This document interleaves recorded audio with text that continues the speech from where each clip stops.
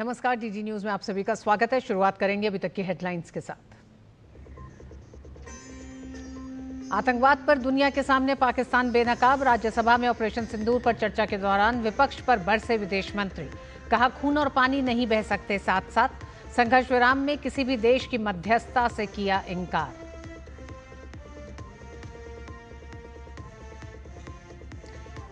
उन्नीस 71 भारत पाकिस्तान युद्ध में इंदिरा गांधी की तत्कालीन अमेरिकी राष्ट्रपति निक्सन को लिखी चिट्ठी पर सियासी घमासान। भाजपा ने कहा, युद्ध के समय अपनी सेना पर पूर्व पीएम को नहीं था विश्वास। अमेरिका से की थी युद्ध को रोकने की मांग।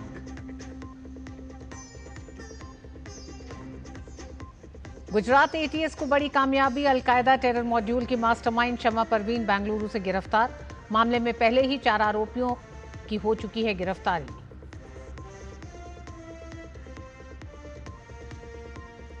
जम्मू कश्मीर के पुंछ में सुरक्षा बलों ने घुसपैठ की बड़ी साजिश को किया नाकाम।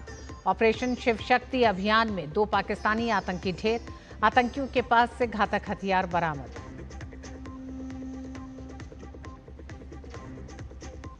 और रूस के सुदूर पूर्वी क्षेत्र कामचटका में 8.8 तीव्रता का भूकंप। कई इमारतों को पहुंचा नुकसान। जापान में उठी सुनामी की लहरें। अमेरिका में भी चेतावनी। भारतीय दूतावास स्थिति पर रख रहा है नजर। राज्यसभा में ऑपरेशन सिंदूर पर विशेष चर्चा के दौरान विदेश मंत्री डॉक्टर एस जयशंकर ने सिंधु जल समझौता स्थगित करने के फैसले को पहलगाम हमले के बाद उठाया गया सबसे महत्वपूर्ण कदम बताया। साथ ही उन्होंने कहा कि पाकिस्तान के साथ न जब दोस्ती थी न ही गुडविल, तो ऐसे सिंधु जल समझौते की जरूरत क्या थी। Since 1960, we have had neither goodwill nor friendship. We've had terrorism. We've had attacks on our population. We've had wars. Such a treaty had to be dealt with, and this government dealt with it. सभापति महोदय, मैं एक बार और दोहराना चाहता हूं कि उनको फिक्र थी पाकिस्तानी पंजाब, उनको फिक्र जम्मू और कश्मीर के किसानों पर नहीं थी। उनको सर फिक्र राजस्थान के किसानों की नहीं थी। उनका कहना था कि संसद का ना हक है कि कितना पानी जाए ना कितना पैसा जाए। विदेश मंत्री ने उच्च सदन में जोर देते हुए कहा कि खून और पानी एक साथ नहीं बहेगा। भारत ने आतंकवाद झेला, ये शांति नहीं तुष्टीकरण की कीमत थी। We were told for 60 years. आपको मौका मिलेगा, आप बोले please. Sir, we were told for 60 years that nothing can be done. Pandit Nehru's mistakes cannot be corrected. The Narendra Modi government shows it can be corrected. Like Article 370 was corrected. The Indus Waters Treaty is being corrected. It will be held in abeyance until Pakistan irrevocably gives up its support of terrorism. Sir, we had won. Please. We had warned that blood and water cannot flow together. Today, we are demonstrating that what we say we will do, blood and water will not flow together. Doctor S Jaishankar ने साथ ही का operation सिंदूर के दौरान भारत की निर्णायक कार्रवाई के बारे में भी बताया और कहा कि पूरी दुनिया ने भारत की कड़ी कार्रवाई को देखा। Objective of Operation Sindoor was hitting terrorist infrastructure in Pakistan and Pakistan-occupied Jammu and Kashmir, from where terrorist attacks against India have been planned and directed. It was also said that our actions are focused, measured, and non-escalatory in nature, and we are living up to a commitment. I will come to that commitment, sir, in the UN Security Council, that those responsible for the attack will be held accountable. विदेश मंत्री ने कहा कि भारत ने लंबे समय तक आतंकवाद झेला है, लेकिन अगर हमें किसी का ये बात समझानी है तो पूरी दुनिया देखती है कि भारत ने इन हमलों पर कैसे जवाब दिया। लेकिन पूर्व में देखा गया कि कई बड़े आतंकी हमलों के बाद भी भारत ने पाकिस्तान के साथ बातचीत जारी रखी और कोई खास कदम नहीं उठाया। They had routinized, they had normalized terrorism. They made out, हाँ terrorism हो गया, बट चलिए डायलॉग के लिए चले जाते हैं। हर बार सर इतनी बड़ी घटना होती है, मुंबई 26/11 होती, ट्रेन बॉम्बिंग होती है, कुछ महीने बाद आप कहते हैं नहीं नहीं ठीक है वो हो गया, चलिए बात के लिए चलते। अब आप ही बताइए सर, दुनिया आपको सीरियसली कैसे लेगी? आप दुनिया क्या सोचेगी? और आप सर 2004 में जो तय हुआ कि उनके यहाँ से कुछ भी होगा तो जिम्मेदारी उनकी होगी, आप तो भूल गए उसको। उधर लोकसभा में भाजपा सांसद अनुराग ठाकुर ने ऑपरेशन सिंदूर को लेकर कांग्रेस की गलत बयानी पर जमकर निशाना साधा। सांसद अनुराग ठाकुर ने कहा कि 1971 में इंदिरा गांधी ने अमेरिका के तत्कालीन राष्ट्रपति निक्सन को पाकिस्तान के साथ युद्ध रोकने की गुहार क्यों लगाई थी। साथ ही कहा कि कांग्रेस पार्टी झुकने में माहिर है। इंदिरा गांधी जी ने अमेरिका के सामने 3 इन भाषा में ये पत्र क्यों लिखा? और मैं पूछना चाहता हूं, अमेरिका के पास युद्ध रुकवाने के लिए आप क्यों गए थे? क्या आपको अपनी सेना पर विश्वास नहीं था? आपने कहा कि पाकिस्तान मलेशियत प्रोपेगेंडा करता है, आज वही प्रोपेगेंडा आप पाकिस्तान के लिए कर रहे हैं। दरअसल ये परिवार और पार्टी दंडवत और झुकने में माहिर है। इसलिए मैं कहना चाहता हूं, आप कहते हैं 50%, अरे 50% जीरो का भी जीरो ही होता है। आप में जीरो दम था, हमारे प्रधानमंत्री ने करके दिखाया है और हमारी सेना ने भी पाकिस्तान को उचित जवाब देकर दिखाया। लोकसभा में रेल मंत्री अश्विनी वैष्णव ने अमृत भारत एक्सप्रेस के बारे में जानकारी देते हुए बताया कि ये एक ऐसी ट्रेन है जो कम कीमत पर वर्ल्ड क्लास सर्विस देती है। इसमें 11 जनरल और 8 स्लीपर कोच होने के साथ साथ कई अत्याधुनिक फैसिलिटी भी दी गई है। अमृत भारत एक्सप्रेस एक ऐसी ट्रेन है जो एकदम लो कॉस्ट पे वर्ल्ड क्लास सर्विसेज प्रोवाइड करती है। इसमें 11 जनरल क्लास कोच है, 8 स्लीपर क्लास कोच है। प्रैक्टिकली इस ट्रेन में जो वर्ल्ड की बेस्ट ट्रेन्स होती है उसके फीचर्स इसमें है। Jerk free semi automatic couplers, जिसमें बिल्कुल भी जर्क नहीं आए चलने के दौरान, क्रैश वर्दी features better, EP assisted braking system, fire separation एकदम मॉडर्न, नए डिज़ाइन के toilets, CCTV coaches, CCTV cameras coaches और लगेज रूम में, एक अर्गोनॉमिकली डिज़ाइंड लैडर जिससे चढ़ना आसान हो, ए और सी टाइप के mobile charging units, LED fittings, charging sockets, emergency talk back system, pantry, fully sealed gangways. तो ये प्रधानमंत्री श्री नरेंद्र मोदी जी का स्पष्ट कमिटमेंट है मिडिल क्लासेस के लिए, लो इनकम के लिए। केंद्रीय रेल मंत्री अश्विनी वैष्णव ने लोकसभा में तेलंगाना से सांसद के एक प्रश्न के जवाब में जानकारी दी। उन्होंने कहा कि प्रधानमंत्री नरेंद्र मोदी के नेतृत्व में रेल को पूरे देश में आधुनिक एवं सुलभ बनाया जा रहा है। आज देश भर में करीब 144 वंदे भारत चल रही हैं और देश भर से इसका बहुत अच्छा फीडबैक आ रहा है। जब शताब्दी और राजधानी इंट्रोड्यूस हुई थी, माननीय अध्यक्ष जी, जितने समय में देश के सारे राज्यों को कवर किया गया, अगर उस समय को कंपेयर करें, करीब करीब 2 दशक से अधिक समय लगा था। आज माननीय प्रधानमंत्री जी ने वंदे भारत जब इंट्रोड्यूस की, 3 साल के शॉर्ट टाइम फ्रेम में देश के सारे राज्यों को कवर किया। 144 सर्विसेज आज वंदे भारत की चल रही है और देश भर से इसका बहुत अच्छा फीडबैक आता है। सभी मान्यवर सांसद महोदय, जैसे अभी मान्यवर सांसद जी ने एक और वंदे भारत की डिमांड की है, देश भर से उसका डिमांड आता है और आपका डिमांड भी मैंने नोट किया है, मंचेरियल से संबंधित उसकी फिजिबिलिटी जांच कर। लोकसभा में भाजपा के झारखंड से सांसद निशिकांत दुबे ने अवैध बांग्लादेशी घुसपैठियों का मामला उठाया। उन्होंने कहा कि देश में घुसपैठियों की संख्या पर नियंत्रण के लिए जहां कार्रवाई जरूरी है, वहीं झारखंड में सही जनगणना भी समय रहते जरूरी है।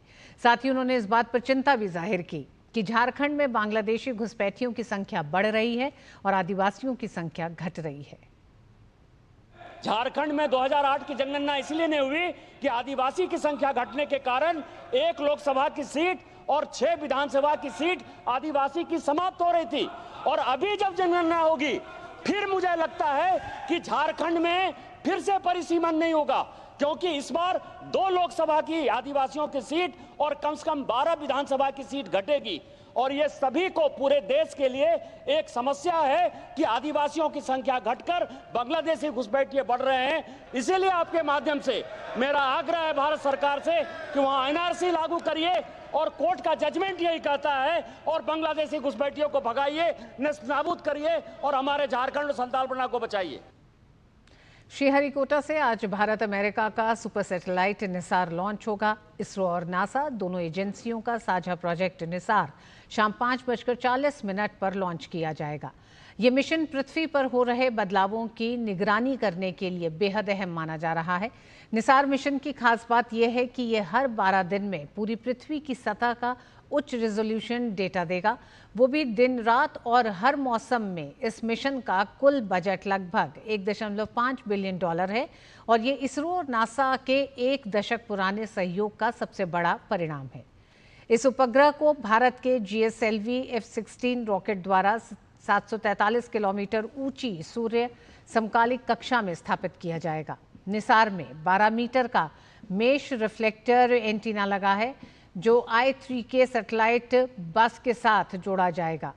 ये 242 किलोमीटर चौड़ी पट्टी में पृथ्वी की स्कैनिंग करेगा। इसके जरिए सतह की सूक्ष्म विकृति और मिट्टी की नमी जैसे बदलावों की सटीक पहचान की जा सकेगी। खास बात यह है कि ये मिशन L बैंड नासा और S बैंड इसरो दोनों पर काम करता है। इसके चलते ये सैटेलाइट घने जंगलों, बर्फीली सतह और बादलों के आर पार भी बेहद सटीक डेटा जुटा सकेगा। यानी दिन हो या रात, हर मौसम में ये धरती का सही डेटा देगा। लोकसभा में केंद्रीय मंत्री जितेंद्र सिंह ने नासा और इसरो के संयुक्त मिशन निसार पर जानकारी दी। मिशन पर खुशी जाहिर करते हुए जितेंद्र सिंह ने कहा कि मिशन प्राकृतिक आपदाओं पर रिसर्च करेगा और इसकी दोहरी रडार प्रणाली सटीक डाटा एकत्रित करने में मदद करेगी। आपको बता दें कि आज निसार सैटेलाइट को श्रीहरिकोटा से लॉन्च किया जाएगा। At 1740 hours Indian Standard Time, we would be launching the first ever ISRO-NASA collaboration satellite called NISAR, which is going to be a game changer as far as our disaster responses are concerned, disaster monitoring is concerned, also as far as our competencies to predict, to manage landslides, volcanoes, cyclones, etc. And this is going to be the first of its kind technological venture, and it will also have the capacity to penetrate through fogs, through heavy clouds, to also dense ice layers, and which would provide us much more ease, not only in the disaster management sector, but also in a host of other sectors like aviation sector, shipping transport. Petroleum और प्राकृतिक gas मंत्री हरदीप सिंह पुरी ने अंडमान क्षेत्र को भारत के ऊर्जा भविष्य की कुंजी कहा। उन्होंने कहा कि प्रधानमंत्री नरेंद्र मोदी के नेतृत्व में भारत यहां तेल के नए क्षेत्रों का अन्वेषण कर रहा है। अंडमान क्षेत्र में पेट्रोलियम उत्पादों का बड़े भंडार मिलने के संकेत मिल रहे हैं। भारत की 10वीं oil and gas exploration bidding की श्रृंखला OALPX में 25 ब्लॉक प्रस्तावित किए गए थे, जिनमें अंडमान बेसिन के लगभग 2 लाख वर्ग किलोमीटर क्षेत्र में फैले ब्लॉक भी शामिल हैं। नए ब्लॉक खुलने से तेल के आयात में कमी आएगी, देश ऊर्जा के क्षेत्र में मजबूत होगा, साथ ही रोजगार के अवसर भी बढ़ेंगे।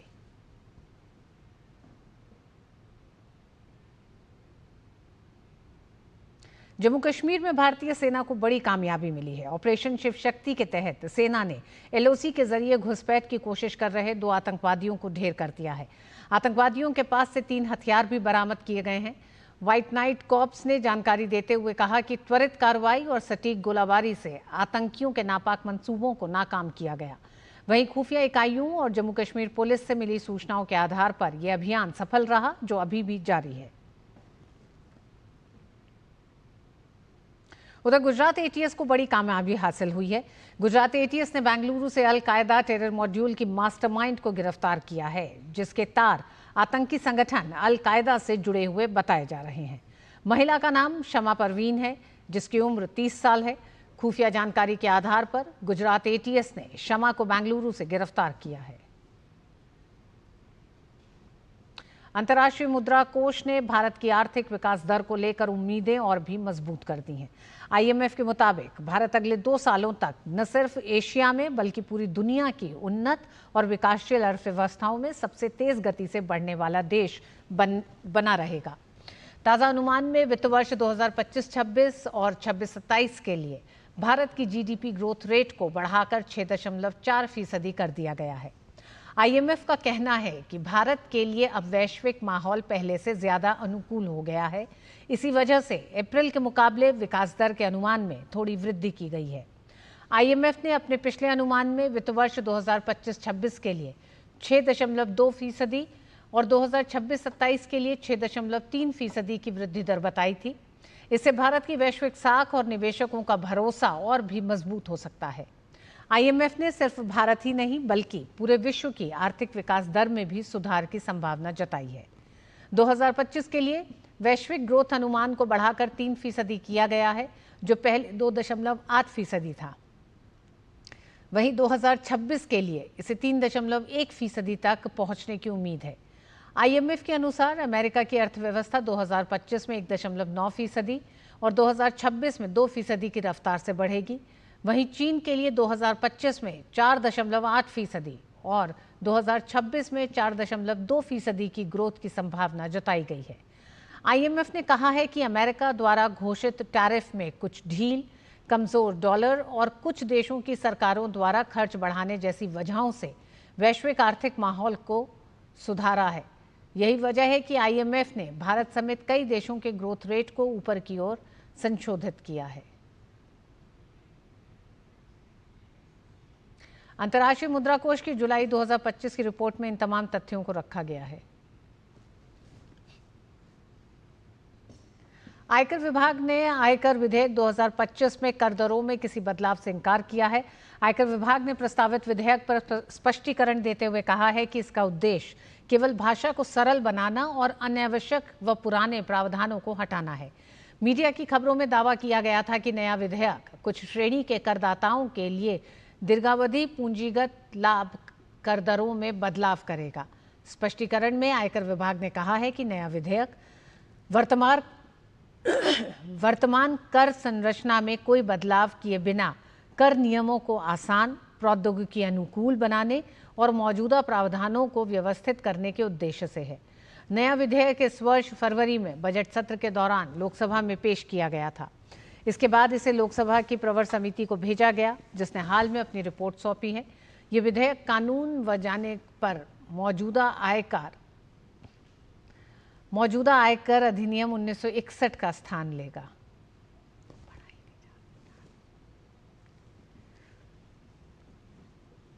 केंद्रीय कृषि मंत्री शिवराज सिंह चौहान की अध्यक्षता में कृषि विभाग के कार्यक्रम की तैयारियों को लेकर उच्च स्तरीय बैठक हुई। कृषि मंत्री ने बताया कि पीएम किसान सम्मान निधि की 20वीं किस्त 2 अगस्त को जारी होगी। इस दौरान 9.2 करोड़ किसानों को लगभग 20,500 करोड़ रुपए की राशि उनके खातों में ट्रांसफर की जाएगी। केंद्रीय मंत्री ने अधिकारियों को देश भर में व्यापक प्रचार प्रसार, कृषि विज्ञान केंद्रों, पंचायत प्रतिनिधियों और स्वयंसेवियों की मदद से अधिकतम किसानों को जोड़ने के निर्देश दिए। उन्होंने कहा कि ये सिर्फ आर्थिक सहायता नहीं बल्कि किसानों से संवाद और जागरूकता का अवसर भी है।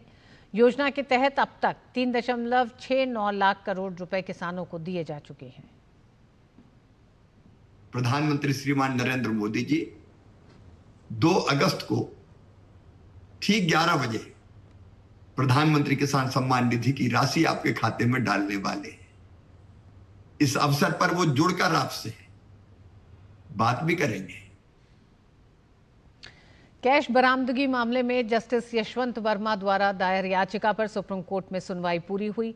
कोर्ट ने अपना फैसला सुरक्षित रखा है। दरअसल सुप्रीम कोर्ट में जस्टिस यशवंत वर्मा की ओर से वरिष्ठ अधिवक्ता कपिल सिब्बल ने पक्ष रखा।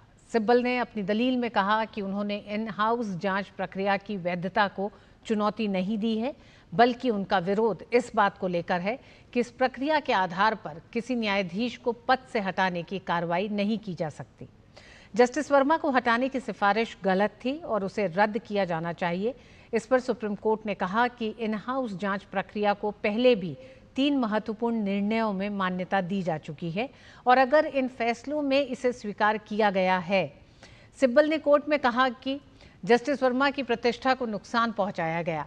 इस पर सुप्रीम कोर्ट ने कहा कि आपके खिलाफ जांच प्रक्रिया असंवैधानिक है तो आपको पहले कोर्ट आना चाहिए था। जस्टिस दीपांकर दत्ता ने कहा कि किसी जज को लेकर इन हाउस जांच की प्रक्रिया देश का कानून है। सुप्रीम कोर्ट के कई फैसलों में इसकी व्यवस्था दी गई है। इन हाउस जांच का मैकेनिज्म इसलिए लाया गया था ताकि न्यायपालिका की गरिमा को कायम रखा जा सके। कपिल सिब्बल ने इस पर सहमति जताई और दोहराया कि उनका उद्देश्य केवल ये है कि जस्टिस वर्मा को पद से हटाने की सिफारिश को रद्द किया जाए ताकि न्यायिक स्वतंत्रता और निष्पक्षता बनी रहे। सिब्बल ने दलील दी कि जज को संविधान के आर्टिकल 124 और 228 के तहत सदन में प्रस्ताव लाकर ही हटाया जा सकता है। दिल्ली प्रीमियर लीग यानी डीपीएल के दूसरे सीजन की शुरुआत 2 अगस्त से होने जा रही है। ऐसे में साउथ दिल्ली सुपरस्टार्स की टीम जोरदार तरीके से अपनी तैयारी को अंजाम दे रही है। टीम के कप्तान आयुष बडौनी को विश्वास है कि चुनौती भले ही कितनी बड़ी हो, जीत उनकी ही टीम की होगी। आयुष से डीपीएल के नए सीजन और टीम की तैयारी को लेकर उनसे खास बात की हमारे संवाददाता गौरव कुमार ने।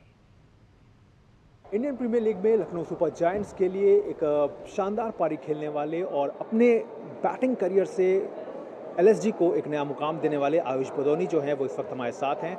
आइए उनसे बात करते हैं। ये डीपीएल का सीज़न आपके लिए एक लाइट सीज़न भी कह सकते हैं, क्योंकि जो फर्स्ट सीज़न था उसके बाद आप आईपीएल में भी आए। आईपीएल में आपने बड़े बड़े खिलाड़ियों के खिलाफ मोर्चा लिया, तो एक उसका जो कहीं ना कहीं जो फ़ायदा है वो अभी इस सीज़न में देखने को मिलेगा। हाँ, जो भी आईपीएल से एक्सपीरियंस आया है वो मैं कोशिश करूँगा कि डीपीएल में लाऊं and I will try to make my team win. Last season में हमने देखा था आपकी तूफ़ानी पारी निकली थी बल्ले से, इस बार क्या कुछ उम्मीदें हैं? वही उम्मीद है कि जो लास्ट ईयर करा था वो कंटिन्यू करने की कोशिश करूँगा। लास्ट ईयर आपका काफ़ी अच्छा परफॉर्मेंस रहा था और 19 छक्के जो थे आपने लगाए थे, तो कुल मिलाकर के अपनी उस पारी यानी कि 165 रन की पारी को आज भी याद करके कुछ उससे प्रेशर लेते हैं या फिर लगता है कि एक प्रेरणा है वो आपके लिए? नहीं, वो एक पारी थी जो काफ़ी कम आती है क्रिकेटर की लाइफ में, तो वो काफ़ी मज़ा आता है मेरे को अगर जब भी मेरे सामने आती है वो उसकी वीडियोस। इस बीच में आप कई ऐसे सितारों के साथ भी रहे जो कि भारतीय क्रिकेट टीम का भी हिस्सा रहे हैं, तो क्या कुछ एक चेंज जो है वो पाते हैं जब आप इंडियन प्रीमियर लीग में खेलते हैं और जब आप डीपीएल में आते हैं? ऑफ कोर्स प्रेशर थोड़ा उधर ज़्यादा है एंड इधर कम है, एंड उधर वर्ल्ड क्लास बॉलर है, इधर भी अच्छे बॉलर्स है बट वो दिल्ली के ही हैं, तो ये सब चेंजेस है। बाकी जो क्राउड सपोर्ट आता है वो आई थिंक दोनों में बहुत बराबर है। इस बार डीपीएल में सबसे बड़ी चुनौती जो है वो किसे आप मान रहे हैं? आई थिंक हमें कोई चुनौती नहीं है, हम तो जीतने आए हैं, तो जो बेस्ट हो सकता है वही होगा। इनका साफ तौर पर कहना है कि वो अपने आप को एक नए सिरे से इस डीपीएल के सीज़न में रखने के लिए पूरी तरह से तैयार है। साथ ही साथ वो ये भी मान रहे हैं कि आईपीएल में खेलने का फ़ायदा जो है वो उन्हें इस सीज़न में दिल्ली प्रीमियर लीग में ज़रूर मिलेगा। कैमरामैन अरमान के साथ मैं Gaurav Kumar, DD news, Delhi. DPL का दूसरा सीजन 2 अगस्त से शुरू होने जा रहा है। इस बार लीग में 8 टीम हिस्सा लेंगी। दूसरे सीजन के लीग की शुरुआत एक भव्य उद्घाटन समारोह के साथ होगी, जिसके बाद पहला मैच खेला जाएगा। किस तरह से रहने वाला है डीपीएल का दूसरा संस्करण, इस पर ज्यादा जानकारी के लिए हमारे संवाददाता मुकेश शुक्ला ने डीडीसीए के सचिव अशोक शर्मा से खास बातचीत की। दिल्ली प्रीमियर लीग को लेकर के अरुण जेटली स्टेडियम दिल्ली का पूरी तरह से तैयार है। डीडीसीए के सेक्रेटरी हमारे साथ मौजूद हैं, अशोक शर्मा जी। क्या इस बार नया स्पेशल होने वाला है इस डीपीएल में? 2 टीमें तो नई ली हैं, पहले हमारे पास 6 थी और अब हमने 2 टीमें और बढ़ाई हैं, तो टूर्नामेंट 8 टीमों के बीच में है और स्पेक्टेटर्स को और दिल्ली के दर्शकों को ज़्यादा क्रिकेट देखने को मिलेगी। पूरे महीने का शेड्यूल है, 2 तारीख से शुरू होकर 31 तक चलेगा। बीच में जो हमारी 4 टीमें लड़कियों के हैं उनके भी मैच देखने को मिलेंगे और डबल हेडर के अंदर है, मतलब 2 बजे से मैच शुरू होंगे और एक मैच शाम को होगा, एक 2 बजे से शुरू होगा। तो इस तरीके से पूरा टूर्नामेंट 31 को फाइनल है और ओपनिंग हमारी बहुत शानदार तरीके से हमने शुरुआत करनी है उसकी। हमारे जो अपना बॉलीवुड के स्टार हैं, रफ्तार जो गायक हैं और उनके साथ जो टीम है वो हमने बुक करा है और उस दिन ओपनिंग से पहले इनका शो होगा और स्पेक्टेटर्स के लिए हमने ऑनलाइन टिकट बुकिंग शुरू कर दी है और इसमें पहली बार इस बार क्या है कि हमने ई टिकटिंग सेल करनी शुरू करी है। लोग बाग जो भी टिकट खरीदते हैं उनको पहले टिकट लेने के लिए बाई हार्ड कॉपी लेके जानी पड़ती थी। अब क्या है कि ई टिकटिंग से मोबाइल पे आपके आ जाएगी, आप शो करेंगे टंगस्टल पर और आपकी एंट्री हो जाएगी और इससे फोर्जरी जितनी होती थी वो भी बंद होने की कोशिश होगी। दिल्ली क्रिकेट एसोसिएशन जो है वो महिला क्रिकेट को भी बढ़ावा दे रहा है, उनको भी आगे जाने का मौका मिल रहा है। ये लीग जो है ये प्रोफेशनल लीग बहुत सी स्टेटों ने शुरू करी है, लेकिन महिलाओं की क्रिकेट दिल्ली ने शुरू करी है और पिछले साल भी बड़ा सक्सेस किया हमारा महिलाओं का वही दर्शक थे जो मेंस देखने आते थे, लेकिन महिलाओं के मैच देखने के लिए भी वो गए नहीं। उनको आते हुए बैठ के देखा पूरा मैच, और फाइनल तो हमारा यादगार हुआ। अशोक शर्मा जी ने जिस तरह से बताया कि एक तो यहाँ पे ई टिकटिंग के थ्रू जो है वो टिकट मिलेगी, यानी ब्लैकमेलिंग की जो संभावना है वो खत्म कर दी है। स्पेक्टेटर आए, एंजॉय करे, और डीपीएल का पहला सेशन जिस तरह से शानदार रहा था, इस बार दूसरा सेशन भी जो है और जो संस्करण है उसको यादगार बनाने की पूरी तैयारी कर ली गई है। कैमरामैन राज के साथ में मुकेश शुक्ला, डीडी न्यूज़ दिल्ली। और इस बुलेटिन में बस इतना ही। मुझे दीजिए अनुमति। नमस्कार।